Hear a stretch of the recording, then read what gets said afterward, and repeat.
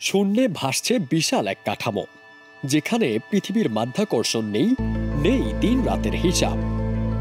প্রতি 90 মিনিটে একবার পৃথিবীকে প্রদক্ষিণ করে আর একদিনে 16 বার সূর্যোদয় আর সূর্যাস্ত দেখতে পায় এখানকার বাসিন্দারা।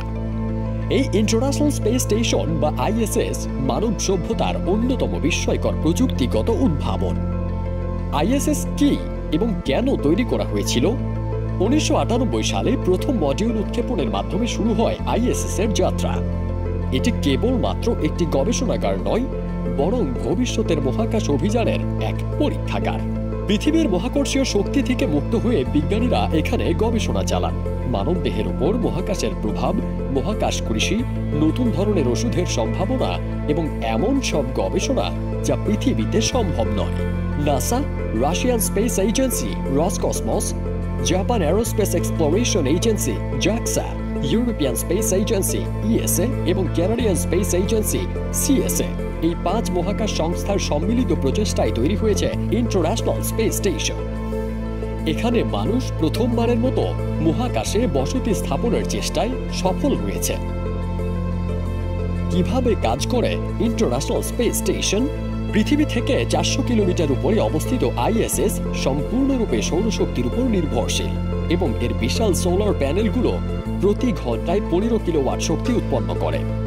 কিন্তু ভাবুন, এই স্টেশনটি প্রতি সেকেন্ডে 7.6 কিলোমিটার বেগে ছুটে চলেছে, যা একটি গাড়ির তুলনায় প্রায় 28 গুণ বেশি। এর মানে হলো আইএসএস প্রতি 24 ঘন্টায় 16 বার পৃথিবীকে প্রদক্ষিণ করে। আপনি যদি আইএসএস এর একজন যাত্রী হতেন, তাহলে আপনি প্রতিদিন 16 বার সূর্যোদয় ও সূর্যাস্ত দেখতেন। আইএসএস এ রয়েছে একটি প্রপালশন সিস্টেম, যা মূলত রাশিয়ান জেভেজডা মডিউল এবং সংযুক্ত কার্গো যানগুলোর থ্রাস্টার ব্যবহার করে কাজ করে। এটি মাঝে মাঝে চালু করা হয়, যাতে মহাকর্ষীয় টান ও বায়ুমণ্ডলের ক্ষীণ ঘর্ষণের ফলে কমে আসা কক্ষপথের উচ্চতা ঠিক রাখা যায়। মহাকাশে থাকা এই মানব সৃষ্ট বসতিতে প্রতিদিনের জীবনযাপন একটি অভূতপূর্ব অভিজ্ঞতা।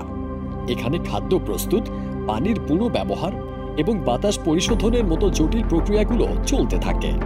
স্পেসএক্স এবং অন্যান্য বেসরকারি মহাকাশ সংস্থাগুলো আন্তর্জাতিক মহাকাশ স্টেশনের কার্যক্রমে গুরুত্বপূর্ণ ভূমিকা পালন করছে। তারা মহাকাশে সরঞ্জাম এবং খাদ্য সহ বিভিন্ন পণ্য পাঠানোর পাশাপাশি নভোচারীদের পরিবহনেও সাহায্য করছে। ইন্টারন্যাশনাল স্পেস স্টেশনে মহাকাশচারীরা কিভাবে বেঁচে থাকে? এখানে তাদের খাবার প্রস্তুত করা হয় এমনভাবে যেন দীর্ঘদিন ধরে তা সংরক্ষণ করা যায়। উদাহরণস্বরূপ, তারা বিশেষভাবে প্যাকেজ করা খাবার খান, যা পৃথিবীতে থাকা মানুষের খাবারের স্বাদ ও পুষ্টি বজায় রাখে। পানির জন্য আইএসএস এ প্রতি বছর 3000 লিটার বিশুদ্ধ পানি তৈরি করা হয়। এই পানি আসে বাতাসের আর্দ্রতা এবং প্রসেস করা বর্জ্য জল থেকে। অবাক কাণ্ড হলো, তারা 95% পানি পুনর্ব্যবহার করতে সক্ষম, যা মহাকাশে টিকে থাকার জন্য অত্যন্ত গুরুত্বপূর্ণ। মহাকাশচারীদের প্রতিদিন অন্তত 2 ঘন্টা ব্যায়াম করতে হয়। কিন্তু কেন জানেন? কারণ শূন্য মাধ্যাকর্ষণের পরিবেশে শরীরের হাড় ও পেশি ব্যবহৃত না হওয়ায় দ্রুত দুর্বল হয়ে পড়ে। গবেষণায় দেখা গেছে, 1 মাস মহাকাশে থাকলে পেশির শক্তি 20% পর্যন্ত কমে যেতে পারে, আর হাড়ের ঘনত্ব কমতে পারে 1%। এজন্য মহাকাশচারীদের ট্রেডমিল, স্ট্রেংথ ট্রেনিং ও সাইক্লিং এর মতো বিশেষ ব্যায়াম করতে হয়, যাতে পৃথিবীতে ফিরে আসার পর তারা স্বাভাবিকভাবে চলাফেরা করতে পারে। মহাকাশচারীরা কিভাবে ঘুমায়? মহাকাশচারীরা বিশেষ ডিজাইন করা ছোট স্লিপিং পডে ঘুমান। এই পডগুলো শূন্য মাধ্যাকর্ষণে নিরাপদ ও আরামদায়ক বিশ্রামের জন্য তৈরি। পডের ভেতরে মহাকাশচারীদের ব্যক্তিগত জায়গা থাকে, যেখানে তারা নিজেদের ঘুমানোর জন্য প্রয়োজনীয় সব কিছু পেয়ে থাকেন।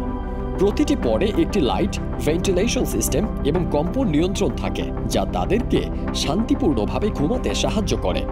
মহাকাশে দীর্ঘ মিশনের সময় যথাযথ বিশ্রাম নিশ্চিত করা তাদের স্বাস্থ্যের জন্য অত্যন্ত গুরুত্বপূর্ণ। তবে আইএসএস এর আয়ুষ্কাল এখন একটি বড় চ্যালেঞ্জ হয়ে উঠেছে। 2030 সালের পর এটি সম্ভবত অস্তিত্ব হারাতে পারে, যা মহাকাশ গবেষণার ভবিষ্যতের জন্য উদ্বেগের বিষয়। তাই নাসা এবং অন্যান্য মহাকাশ সংস্থাগুলো নতুন স্টেশন নির্মাণের পরিকল্পনা করছে। এর মধ্যে অন্যতম হচ্ছে লুনার গেটওয়ে, যা চাঁদের কক্ষপথে স্থাপিত হবে। এটি শুধু একটি গবেষণার কেন্দ্র নয়, বরং চাঁদে মানব মিশনের জন্য একটি গুরুত্বপূর্ণ প্ল্যাটফর্ম হিসেবে কাজ করবে এবং ভবিষ্যতে মঙ্গল গ্রহে অভিযানের জন্য প্রস্তুতির পথ তৈরি করবে। ইন্টারন্যাশনাল স্পেস স্টেশন মহাকাশে মানুষের প্রথম আবাসস্থল হিসেবে কাজ করছে, যেখানে বিজ্ঞানীরা নতুন নতুন গবেষণার মাধ্যমে মহাবিশ্বের গোপন রহস্য উন্মোচন করছেন। এই স্টেশনটি মানবজাতির জন্য নতুন সম্ভাবনার দ্বার উন্মোচন করেছে এবং চাঁদ ও মঙ্গলে বসবাসের স্বপ্নকে আরও বাস্তবমুখী করে তুলেছে।